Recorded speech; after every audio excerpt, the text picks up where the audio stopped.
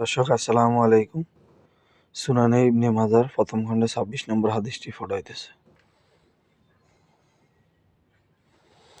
মোহাম্মদ বিন আবদুল্লাহ বিন নোমায়র, আবু নাদর, হাশিম বিন কাসিম ইবনে হাজ্জাজ, আবদুল্লাহ বিন Abu suffer, আমিন বিন সুরাহিল, আশ-শা'বি ইবনে উমর রাদিয়াল্লাহু তাআলা আনহু হতে বর্ণিত।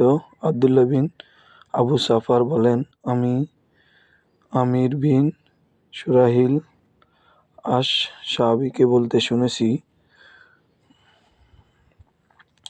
কখনো শুনেছি তিনি বলছেন, আমি উমর ইবনে রাদিয়াল্লাহু তাআলা আনহু এর সাথে একটি বছর যাবৎ উঠা বসা করেছি, কিন্তু আমি তাকে কখনো রাসূল সাল্লাল্লাহু আলাইহি সাল্লামের বরাতে কিছু বর্ণনা করতে শুনিনি।